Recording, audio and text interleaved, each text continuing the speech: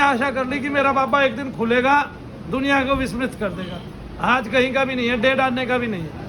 यहाँ लोगों की सेवा कर रहा था, करोड़ों रुपए का मूल्यांकन था। जो बैठ के भीड़ में लोगों की सेवा करता है उसी का करोड़ों रुपए का मूल्यांकन रहता है, ये मैं तुम्हें आज बता दूं। ठीक है ना। हर्ष भैया से देख लो, प्रीतम भैया से देख लो, जितने भी हैं, जब तक वे भीड़ में रहेंगे और देवताओं का साधन करेंगे, देवता उनका ख्याल रखेंगे। ये देव कार्य है सेवा करना, कोई इसको छोटा कार्य समझता हो कभी। ठीक है ना। लेकिन बहुत सारे लड़के युवा आज के टाइम में किस लिए आते हैं कि मेरे को सेम सिद्धि मिल जाए। सिद्धि मिल भी जाएगी तो क्या होगा, आपको अभ्यास के लिए जगह नहीं मिलेगी, आपको मानव कल्याण के लिए जगह नहीं मिलेगी, तब आपको ऐसी टिस पड़ी रह जाएंगी। और जगह मिल गई वहाँ आपका पर्सनल लोभ जागृत हो जाएगा, आपको पता ही नहीं चलेगा। जब आप किसी के हाथ का दिया हुआ खा रहे हो तो सारा पाप, मान लिया अगर कोई पाप भी कमा रहा था वो मनु भैया अपने ऊपर ले रहे, तेरा तो कोई मकसद ही नहीं है, तू तो मौज कर, तेरी तो शक्ति बढ़ रही है, तेरा तो नाम बढ़ रहा है। इतना वर्चस्व मिलता किसको है समाज में आके, बताओ। दुनिया कर करके मर जाती है मेरा मेरी, और फिर ये सोच सोच के मर जाती है मेरा किसी से नाम हो, किसी तरह नाम हो, नाम हो, नाम हो। और जहाँ थोड़ा सा होता है आप गड़बड़ कर देते हो पूरी की पूरी टोटल, आपको पता नहीं क्या लग जाता है। जैसे अहंकार का मेल ही है, अपने अहंकार को ही नहीं डुबा पाते लोग। मैं ये कर सकता हूँ, मैं ये कर सकता हूँ, कर करके देख लेते हैं। और ठीक है कि कुछ उल्टा भी कर सकता हूँ कि नहीं, कुछ सीधा भी कर सकता हूँ कि नहीं, तो फिर वो करने में जो मल लगता है ना, और जब किसी दूसरे के सहारे हो जाते हो तो यहीं से देख लो। अगर पति बाहर कमा के लेके आ रहा है और घर आके रोटी खा रहा है, और जिस दिन उसकी पत्नी साथ जाके कमाने लगती है उस दिन से उसके घर में परिवर्तन आ जाता है। ठीक है। फिर पत्नी सीना ठोक के चलती है, अगले के अहंकार को 1 मिनट में तोड़ देती है सेकंड के साथ। अरे कमा भी रही हूँ और तेरे को खिला भी रही हूँ, ठीक है, फोकट में बकवाद करेगा तो चल निकल पतली गली से। ऐसा ही होता है कि नहीं होता है? आप दुनिया जीते हो, दुनिया का विधान है ये। दुनिया अहंकार से ही भरी पड़ी है। सेवा करो, सेवा, सेवा का जो मूल्य है ना, और जितने सच्चे मन से करोगे उतना आप में रोजाना दिन प्रतिदिन परिवर्तन आएगा, आपकी शक्ति में परिवर्तन आएगा, आप में बदलाव आएगा, आप अच्छा देख पाओगे और अच्छा देख पाओगे। आप बस संतुष्ट ना हो। संतुष्ट किस चीज से ना हो कि मेरे को ये मिल गया है अब मैं ये कर सकता हूँ, नहीं, क्योंकि मिलने के लिए बहुत कुछ बाकी है। आया नहीं समझ में? मधु कैटअ 5000 वर्ष तक भगवान से ही लड़ लिया। कितने वर्षों तक? मैंने नहीं कहा, वेद व्यास जी ने कहा। 5000 वर्षों तक लड़ाई लड़ते रहे मधु कैटअ। भगवान ने इतनी शक्ति उनको दे दी कि वो भगवान से ही 5000 वर्षों तक युद्ध करते रहे। कितनी बड़ी बात है। मतलब भगवान के पास देने के लिए कमी नहीं है। भगवान इतना भी दे सकते थे कि वो 50,000 वर्षों तक उनसे लड़ाई करते रहे, युद्ध करते रहे, है ना। हमें अहंकार में तो कतई नहीं पनपना है, क्योंकि जब तक हम सेवा कर रहे हैं तभी तक हमारा कोई मूल्यांकन है। मैंने कल भी बताया था, जो करता है कर्म उस पर हावी हो जाता है एक दिन। कहा था कि नहीं कहा था? किस किसने सुना था कल का सत्संग? आपने भी सुना था। हाँ, तो जो सेवा करने वाला है एक दिन जो सेवा का कार्य है वो उस कार्य के कारण जाना जाने लगता है, अपने कारण नहीं जाने लगता। मनु भैया अब अपने कारण नहीं जाने जाते कि ये मनु भैया वो शुरुआत थी। अब कर्म जो है वो कर्ता पे हावी हो चुका है, ठीक है।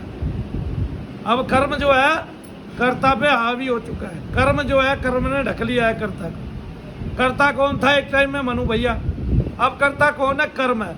और कर्म देख के सब आ रहे हैं, कर्ता को देख के कोई नहीं आ रहा, क्योंकि कर्ता ने तो जो करके दिखाया था उस कर्म ने मनु भैया को ढक लिया। आगे ना तो अब जो कर्ता का कर्म है उसी को देख के लोग आ रहे हैं कि वहाँ लोग ठीक होते हैं, वहाँ हमें ये सुचारू रूप से मिल जाता है। लेकिन जो मूल करता है वो ढक जाता है। एक टाइम में मैं रहूँगा नहीं रहूँगा, तो कर्ता यानी कि कार्य होता रहेगा, कर्म होता रहेगा, क्योंकि कर्म तब तक पूर्ण रूप से हावी हो जाएगा। कुछ पूर्ण रूप से हावी होने का उसका कारण होगा आपकी श्रद्धा, जो आप में श्रद्धा है यहाँ के लिए धाम। तो आप जब तक सेवा कार्य करते हैं दैनिक में, तभी तक आपको वो लाभ मिलता रहता है। जहाँ सेवा छूटी, कर्म टूट गया, कर्म टूट गया, आपको कोई पूछने वाला नहीं है, आपकी गति धीमी पड़ती चली जाएगी। आप सोचोगे बढ़ाऊं, बढ़ाने के लिए तो फिर आपको कदम फिर नीचे से लेके आने पड़ेंगे।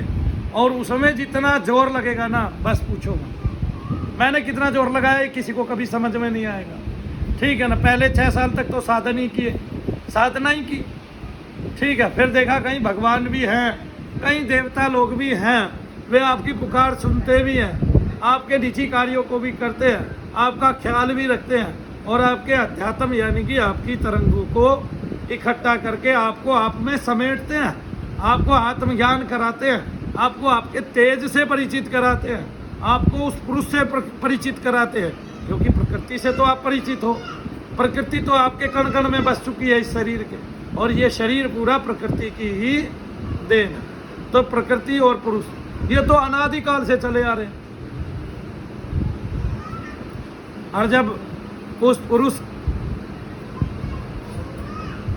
और उसका तत्व जब माँ के गर्भ में आके गिरता है, तब क्या होता है, वो प्रकृति से जुड़ जाता है, वो माया में लिप्त हो जाता है। और जो जो वो छोटा रहता है, छोटे से बड़ा होता जाता है, वो और लिप्त होता जाता है, और वो अपने साधनों को सबको भूल जाता है। बस उसको प्रकृति याद रहती है। हमें अपना साधन भी याद आ जाए ना, हमारे कष्ट खत्म हो जाएंगे।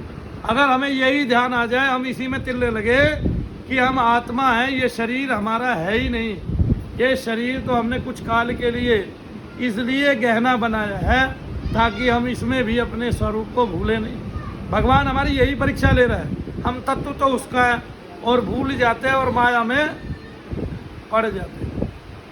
तो हमें अपने स्वरूप को वापस लौटना होगा, अपने स्वरूप में वापस, और वापस उसी का गहन चिंतन करना पड़ेगा, अध्ययन करना पड़ेगा, तभी हम उसमें लिप्त हो जाएंगे। मैंने कल भी बताया, महाभारत काल से जातिवाद का ये चला आ रहा है चक्कर। इसको हमने भी पका दिया, और रहा से राजनीति ने पका दिया। कैसे पका दिया राजनीति ने? राजनीति ने समान अवसर दिए नहीं, असमान कर दिया। असमान करने से क्या हुआ भाई, एससी को ये मिल रहा है, एसटी को ये मिल रहा है, आए नहीं, आ गए ना। उन्होंने वैसे ही बंटवारा कर दिया, यार ये मिल रहा है इसको, ये मिल रहा है इसको। जो बच्चा आने वाली पौध थी वो इनको नहीं जान रहा था, लेकिन ऐसे जान गया। जब वो कॉलेज में गया तो उसको पता चल गया इसके 61% पे इसका एडमिशन हो गया, मेरा 85 पे भी नहीं हुआ। उसको पता नहीं था। और ये कौन सी क्षमता थी सरकार की? अगर आपने कुछ छूट देनी थी तो इस समय दे देते कि ये गरीब था और ये अमीर था, इसकी फीस माफ कर दी जाए। ये कौन सी छूट है कि इसको 60% में एडमिशन दे दिया जाए? ये कौन सी छूट है? ये कोई छूट नहीं है। इससे और पक गया जातिवाद। क्या हो गया? हटा नहीं है, हटा बिल्कुल भी नहीं है। और कुछ हटाया तो युवाओं ने ही हटाया, अंतर जातीय विवाह करके। वरना तो कौन कहता है अनादिकाल से नहीं चले आ रहे थे? पहले चुलाए नहीं थे, बुनकर नहीं थे, क्या नहीं था, है ना। जिसने जो कर्म लिया वैसी उसकी जाति पहले भी बना दी गई। राजा गुहू इसका विशिष्ट उदाहरण है।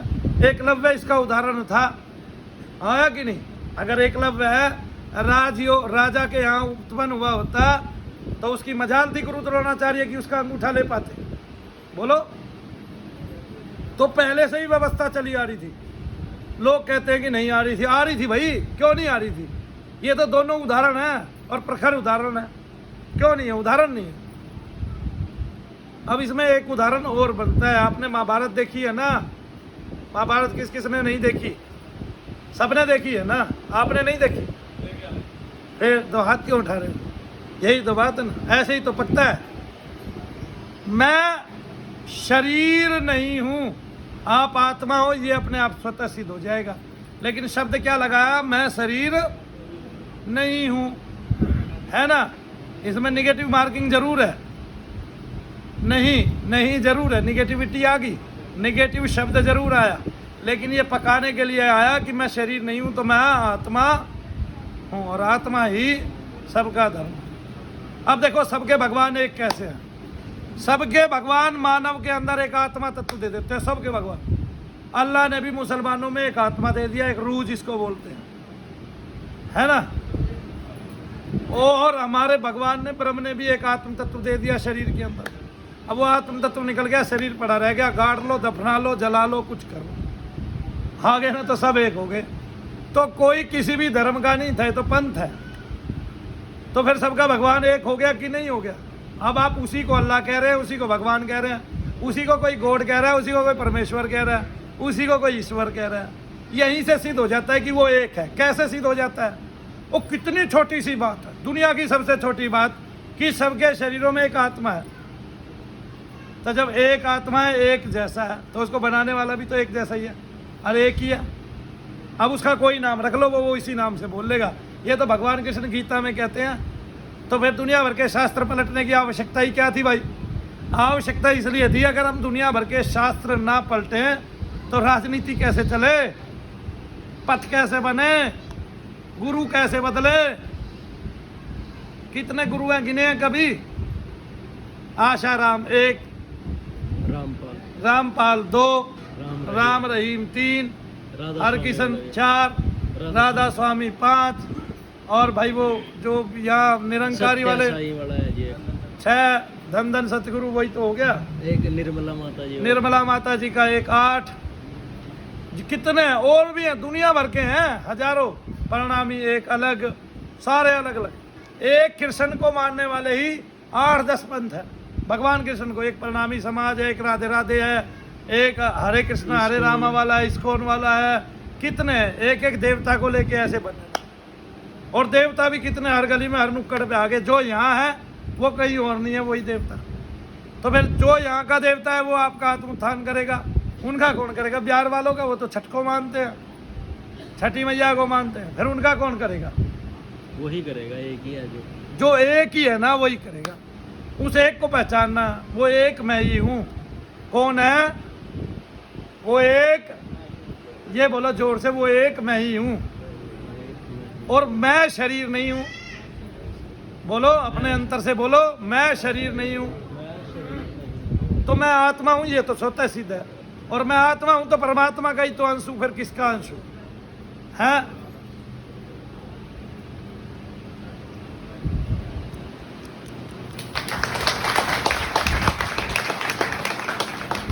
मैं गाली नहीं दे रहा है, कहीं कहीं थोड़ा थोड़ा सत्य सबका है ना। कोई पथ भी बना लेता है तो वो पथ को उसी मार्ग पे ले जाके भगवान को जनाना चाहता है, लेकिन वो अपने मत से जनाना चाहता है और अपने मत का प्रत्येक आग्रह करता है कि मेरे से जुड़ो, मैं ही ठीक हूँ। जैसे रामपाल जी आग्रह करते हैं कि भाई मेरे से जुड़ो, मैं ही ठीक हूँ और मैं ही अवतार हूँ। मैं अवतार भी तो हूँ भाई, ये बात ठीक है। सारे बोलो मैं अवतार हूँ, मैं उस परम पुरुष का अंश हूँ। आप सब अवतार, आप सब उस परम पुरुष का अंश है। चाहे हिंदू हो, चाहे सिख हो, चाहे सबके शरीर प्रकृति है। मना करो, मना करो नहीं है। मैं जल को अलग निकाल दूंगा, पृथ्वी तत्व को अलग निकाल दूंगा, आकाश तत्व उड़ जाएगा, वायु वायु में मिल जाएगी। क्यों? है कि नहीं है? फिर एक को जला देंगे, एक को दबा देंगे, एक को रख देंगे, एक को फेंक देंगे। सबका बनना अंततः मिट्टी है। जिसको जलाया उसकी राख बन गई, मिट्टी में मिल गई।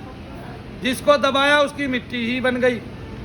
जिसको फेंका उसको चील कौवे ले गए, सबके पेट में जाके मल बन गया और फिर निकल के मिट्टी में मिल गया। और बोलो, तो सब अवतरित हैं पृथ्वी पर। कौन? जो मैं नहीं हूं। क्या नहीं हूं? मैं प्रकृति नहीं हूं, मैं शरीर नहीं हूं, तो मैं आत्मा हूं। ये एक छोटा सा शब्द आपको इन सब जातिवादों से, सारे पाखंड से, सारे वितंडावाद से अलग कर देगा और सब धर्मों से अलग कर देगा। अब कोई धर्म नहीं रहा, कोई धर्म नहीं रहा ही नहीं। दुनिया में कोई धर्म नहीं रहा। और अगर धर्म है और वो भगवान ने बनाया है तो फिर सबकी रूहें अलग अलग होंगी शरीर में। अरे भाई, मस्तिष्क का डॉक्टर भी टेस्ट करता है तो उसको पता है सबके मस्तिष्क में सबकी खोपड़ियों की संरचना एक जैसी कर रखी है भगवान ने। कमाल है। जब प्रकृति अपना खेल इतने सुंदर तरीके से खेल रही है जैसे राजनेता अपना खेल इतने सुंदर तरीके से खेलते हैं, कितने सुंदर तरीके से खेलते हैं, एक से एक चाले, एक से एक मोहरे आज इस समाज में आप राजनेताओं की देखते हो, केवल आपकी वोट के लिए। जहां वोट लिया वहां आपको ठोक दिया। करता देता कहता रहता, ना करता ना देता हूं, मैं एक सच्चा नेता हूं। नेता का काम ही है, आपको कहेगा मैं करूंगा, आपको कहेगा मैं दूंगा, ना करेगा ना देगा।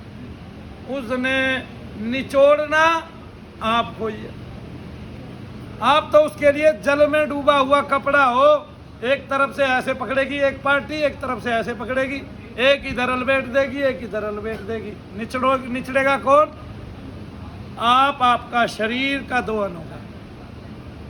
लेकिन बहुत अच्छा एक सुंदर तरीका यही है कि मैं शरीर नहीं हूं। जोर से बोले, मैं शरीर नहीं हूं। मैं अब ये अपने आप स्वतः सिद्ध हो गया कि आप आत्मा है।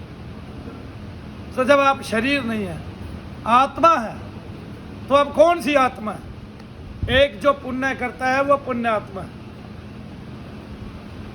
एक जो महान है वो महात्मा है, एक जो अध्यात्म की राह पर है वो अध्यात्मा है, एक जो धर्म करता है वो धर्मात्मा है, अपने धर्म के अनुकूल आचरण करता है ना। और एक जो उस परम सत्ता के बारे में जानता है वो परमात्मा है। तो आत्मा को भी अलग अलग स्वरूपों में बांटा जा सकता है, पुरुषार्थ के रूप में बांटा जा सकता है।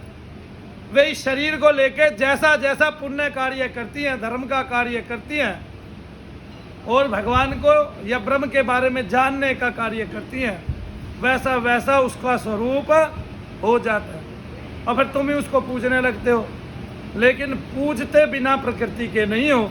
इसलिए भगवान शंकर जो है प्रकृति तत्व को साथ देते हैं। सभी अर्धनारीश्वर है।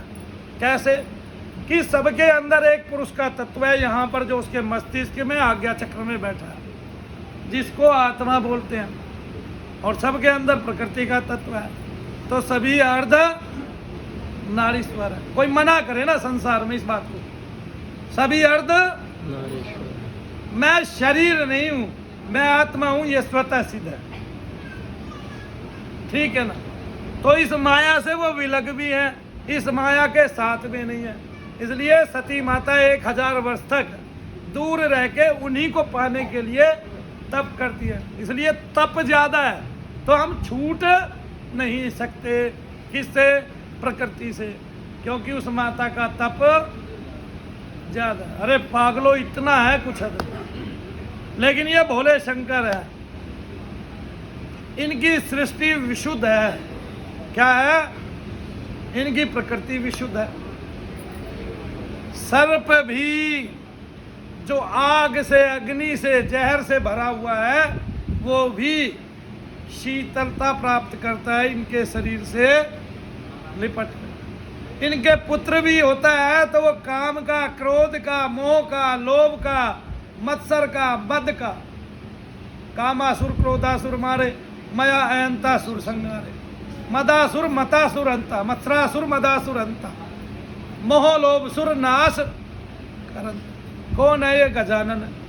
गजानन, गजा, बहुत जगह गजानंद बोला जाता है, गजानंद का अर्थ ही उल्टा हो जाता है। गजानन का मतलब है गज का मुख हो जिसका, वो है गजानन, यानी कि गणपति देव महाराज। बहुत सारे लोग भजन में गजानंद गजानंद कह देते हैं, और ये खाटू श्याम जी को पूजने वाले तो सारे ही गजानंद कहते हैं, है ना। तो सब अवतार हैं। जैसे रामपाल बाबा अवतार है ना, आप सब अवतार हो। मैं कहता हूं वो कच्चा अवतार हो सकते हैं एक बार में, ठीक है, क्योंकि वो सामने वाले को अवतार नहीं बताते। लेकिन मैं तो कहता हूं आप सब अवतरित हैं। नीचे तो प्रकृति थी, फिर संयोजन हुआ, फिर आत्म तत्व कहीं से अलग आया। पहले तो प्रकृति ही थी, है ना। तो फिर ब्रह्म तेज अलग से आया, और वो आत्म स्वरूप में आपके शरीर में, मस्तिष्क के बीच में, यानी मस्तिष्क के बीच में, आज्ञा चक्र में जहाँ पर हम उसके तत्वों को इकट्ठा कर लेते हैं, देख लेते हैं और आत्म तत्व की प्राप्ति कर लेते हैं। बहुत तरह से होती है आत्म तत्व की प्राप्ति ही, बहुत तरह से होती है। कोई संसार से विलग हो जाए, किसी का संसार में मन ही लगना बंद हो जाए, जिसके लिए संसार व्यर्थ है। अब संसार व्यर्थ कैसे होगा? संसार की ठोकरें लगेंगी तो संसार आपके लिए व्यर्थ हो जाएगा, मैं बता रहा हूं, है ना। और संसार ठोकर ना लगावे ऐसा हो ही नहीं सकता। जो संसार में जिएगा वो ठोकर जरूर खाएगा ही खाएगा, तभी तो दुख है। और दुख नहीं हो तो आप मेरे पास क्यों? बस समझने की बात है। तो मैं दोनों चीज आपकी निखार के जाऊंगा। ऐसी बात नहीं है कि मेरे से आप भूत प्रेत ही निकलवाओगे और मैं उसकी सत्ता में यकीन नहीं करता। मैं उसकी सभी प्रकार की सत्ता में यकीन करता हूँ। और मैं ये भी कहता हूँ कि जितने मन है उतनी परिभाषाएं भी हैं। और जब समाधि अवस्था होती है तो वहाँ मन नहीं होता, और जब समाधि से बाहर आके उसकी व्याख्या करते हैं तो वहाँ मन होता है। और उस मन में बाह्य मलिनता जरूर होती है, तो उसकी व्याख्या हमेशा गलत होती है। फिर उसकी व्याख्या कोई सटीक व्याख्या होती ही नहीं। तो फिर सटीक, अच्छी, सुंदर व्याख्या करने के लिए क्या करें? इस शरीर से ही विलग हो जावे, शरीर को भगवान का समझे, भगवत कार्य के लिए इसको रखें। और जो भी कार्य प्रकृति का कर रहे हैं उसको भी भगवत कार्य मान के कर रहे हैं। बच्चे भी पाल रहे हैं तो भगवान के पाल रही हूँ। और जो आप भगवान के लिए करेंगे उसमें कभी अशुद्धता आएगी ही नहीं, उसकी प्रकृति ही विशुद्ध हो जाएगी। बच्चे उसी के बिगड़ेंगे जिसके बच्चे भगवान के दिए हुए नहीं है, जिसके अपने पैदा किए हुए हैं, जिसका यही मोह है कि ये मेरा है, जिसका मेरा मेरी छूटता। एक दिन एक वीडियो देख रहे थे, मेरे पास रहने वाले बच्चे, आने वाले कुछ सीखने वाले अपने भाई बहनों के साथ किसी हुक्का बार में पकड़े गए हैं जी। तो हम अपने बच्चों के बीच में चर्चा कर रहे थे, तो मेरी बेटी बताती है यही तो आजकल का चलन है मम्मी, ये तो हम आपके यहाँ उत्पन्न है, वरना हमारा भी यही चलन होता। ठीक है कि नहीं? कि हमारे पिता में ये आचरण नहीं, माता में ये आचरण नहीं, और आपने हमें भगवान के सहारे पाला है, तो इसलिए प्रकृति विशुद्ध होगी ही होगी। तो इसलिए प्रकृति को विशुद्ध कर दो। विशुद्ध कैसे करेंगे? आप जिस बच्चे को बिगड़ा हुआ भी पाएं कि मेरा बच्चा बिगड़ गया है, मेरे से गारंटी ले लो 2 महीने तक केवल ये रखो जिसको आप इष्ट मानते हो। अगर भगवान शंकर आपके इष्ट हैं तो ये भगवान शंकर का स्वरूप है, उसका समझ के मैं इसको पाल रही हूँ, इसके शरीर को अन्न भोजन दाना पानी दे रही हूँ। अब बिगड़ेगा सुधरेगा तो किसका बिगड़ेगा सुधरेगा? भगवान का, शंकर भगवान का। अब शंकर का बिगड़ जाए तुम्हारी क्या? शंकर का। अब भगवान शंकर का कौन सा बिगड़ा? ना गणेश जी बिगड़े ना कुमार बिगड़े, दोनों ही रूपों में पूजे जाते हैं। कुमार कुमार के रूप में पूजे जाते हैं, तेज के रूप में पूजे जाते हैं, सेनापति के रूप में पूजे जाते हैं, अग्रज के रूप में पूजे जाते हैं। और गणेश जी महाराज भी परम पूज्य अग्रज के रूप में पूजे जाते हैं, माने जाते हैं। और उन्हीं से जो प्रकृति है, गणेश जी ही प्रकृति को थामे बैठे हैं, वही उनकी गोद में बैठे हैं कि मैं उठूंगा तो ही प्रकृति शुद्ध होगी, तो उसका अपने राधा का अपने स्वामी से मिलन होगा। तभी आप आत्म तत्व को जान पाएंगे, जब वो प्रकृति नीचे से उठ के ऊपर चली जाएगी। जितने भी तांत्रिक क्रियाएं यहीं से देख लो। भैरव कहाँ बैठेंगे? आपके पासू के पास। मरघट काली काली यहाँ बैठेगी आपकी नाभि पे। मशान की सारी क्रियाएं आपकी नाभि पे बैठेंगी, तो नाभि में और कमर में दर्द होगा। बहुत सारे मलिन देवी देवता, क्षेत्रीय देवी देवता यहाँ तक बैठेंगे आपकी जांघों में और ऊपर तक। बहुत सारे पैरों में रहेंगे और भी नीचे। जो आसपास के देवताओं को हम पूछते हैं, जिनकी अपनी मढ़ी चौकी माताएं हैं, और बहुत सारे केवल यहाँ कलेजे तक रहेंगे, जहाँ पे पित्त बनता है, जहाँ तक आदमी का अग्नि तत्व काम करता है।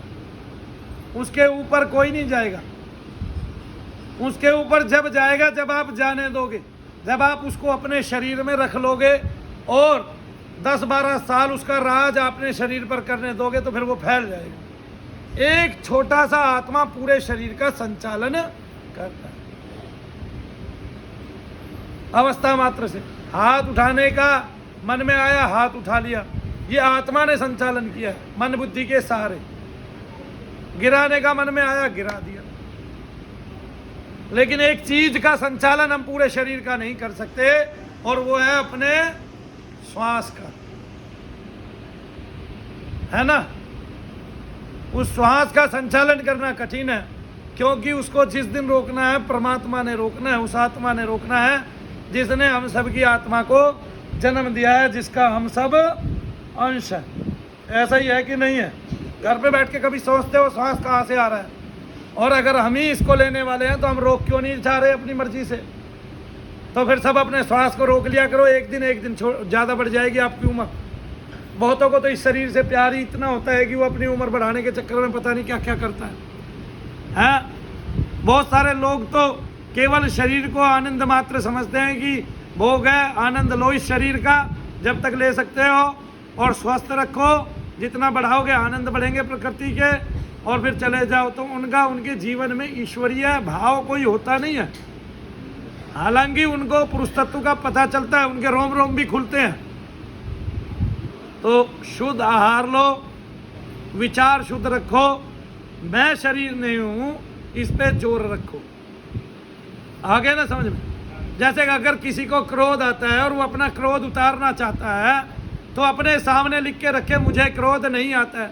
तो जहाँ जहाँ लिखेगा अपने हाथ पे भी लिख लेगा, तो एक दिन देखेगा मुझे क्रोध आना बंद हो गया है।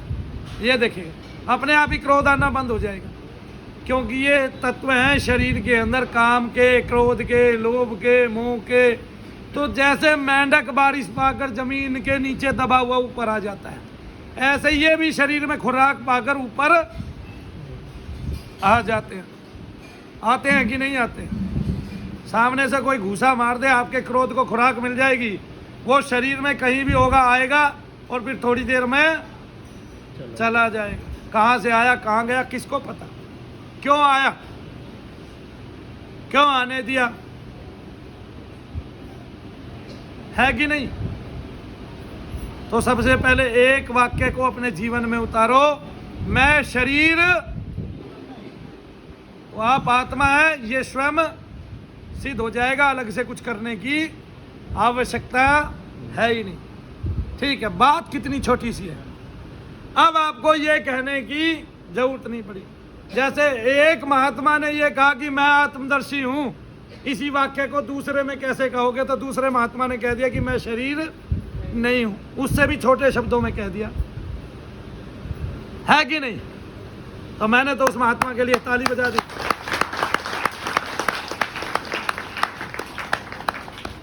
सारे आंख बंद करें और 3 बार दोहराएं कि मैं शरीर, जोर से बोले, मैं शरीर नहीं हूं, मैं शरीर नहीं हूं, मैं शरीर नहीं हूं। ये महामंत्र है आज के युग का। आप आत्मा है, ये स्वयं सिद्ध हो जाएगा। तो क्या आप आत्मा है, ये सिद्ध हो गया।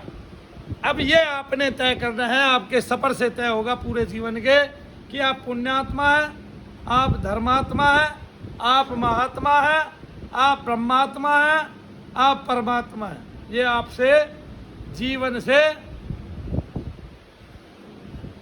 वो जीवन आपने तय करना है, वो जीवन आपने चलना है, और वो कार्य आपने करना है। आप देखो कैसे करोगे। मैंने आपको बता दिया। बाकी बात रही प्रेतादिकों की, भूतादिकों की और पितरादिकों की, तो ये संसार में होते हैं, हमें सबसे ज़्यादा परेशान करते हैं। और इस कार्य को कराने के लिए लोगों ने, जिनको पाश्चात्य देश परमेश्वर कहते हैं, गॉड कहते हैं, उन ईसा मसीह जी की शरण ली है, और लोगों ने अपने धर्म तक को बदला है केवल प्रेतादिकों और पितरादिकों के कारण।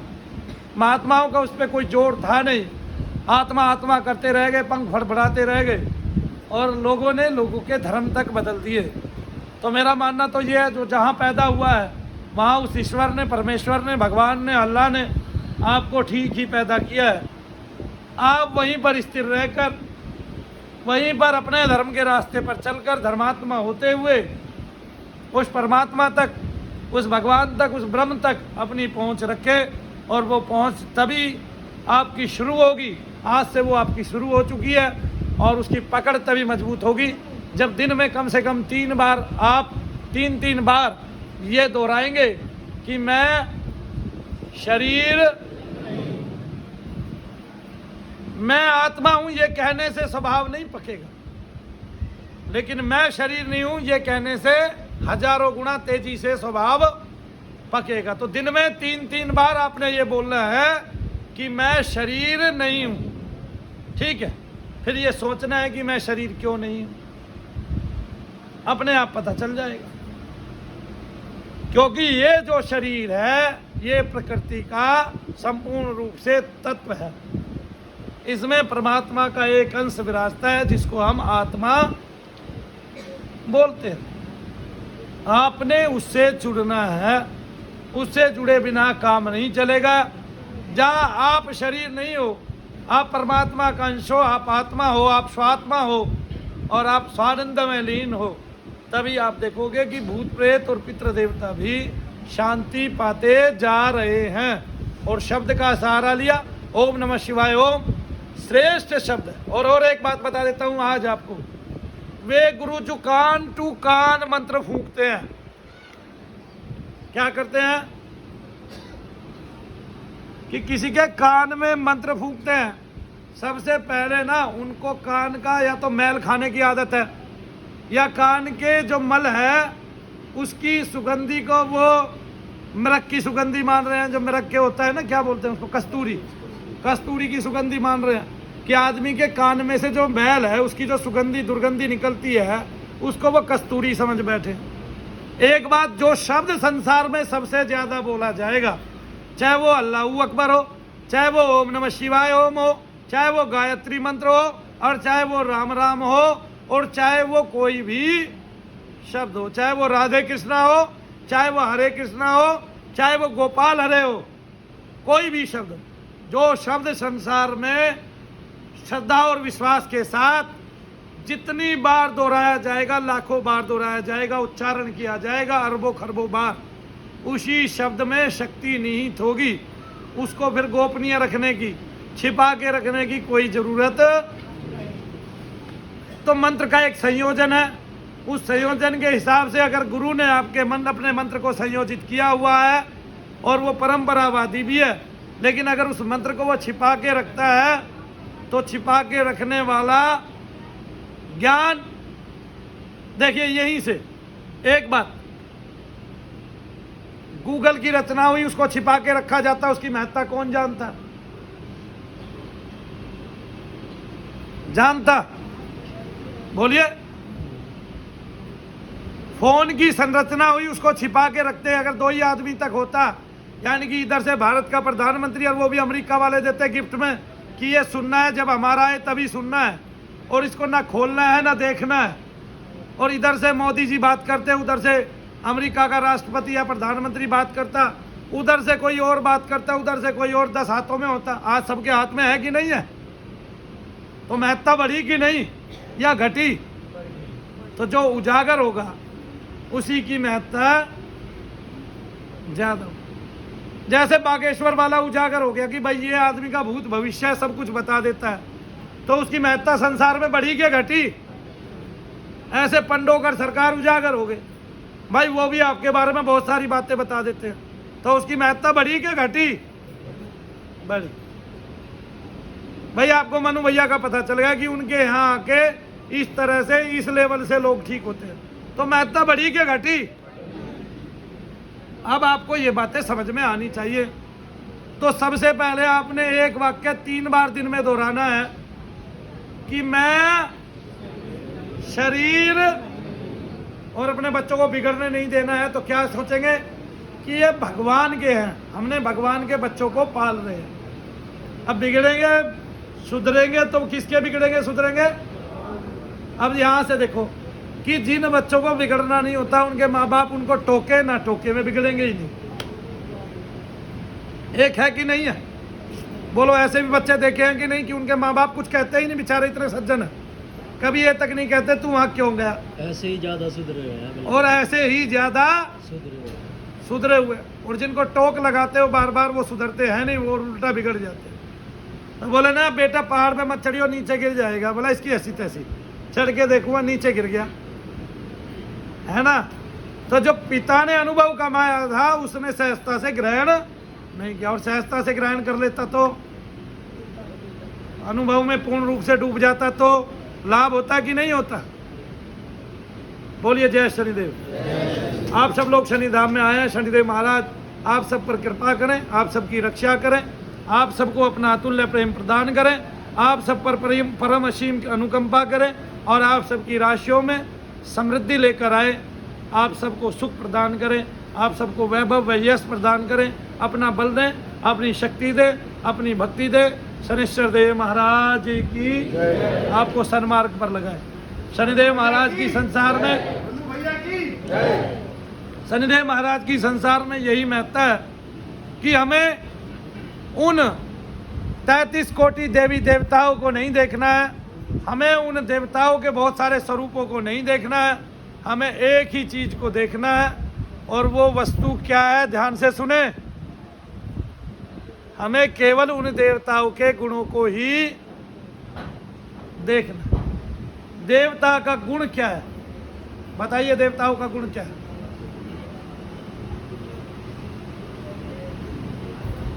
देवताओं का गुण है उनका स्वभाव, और उनका स्वभाव क्या है? जैसे बजरंगबली महाराज ज्ञान के सागर हैं, है ना। अतुलित बलधामम हेम शैलाभ देहम धनुज वन कृशानुम ज्ञानी नाम अग्रगण्यम वानरा नाम धीसम वानर यूथ मुख्यम श्री राम दूतम शरणम।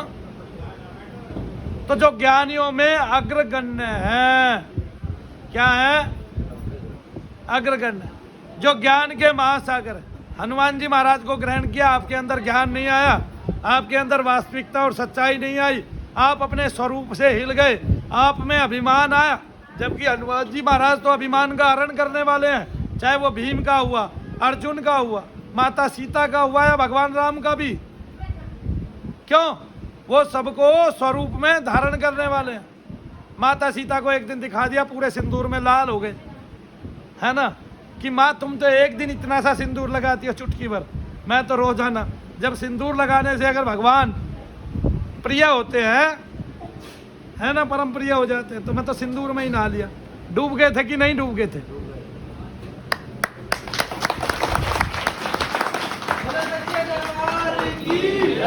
शनिदेव महाराज का जो परम गुण है वो है कर्म को अच्छे से करना, कर्म को भगवान जानना और सुकर्म करना, सदैव प्रकृति के साथ न्याय करना, सदैव माता पिता की बुजुर्गों की सेवा करना, और हमेशा भगवान के नाम का जप तप करना, और हमेशा उसी अवस्था में रहना जिस अवस्था के लिए हम आए हैं।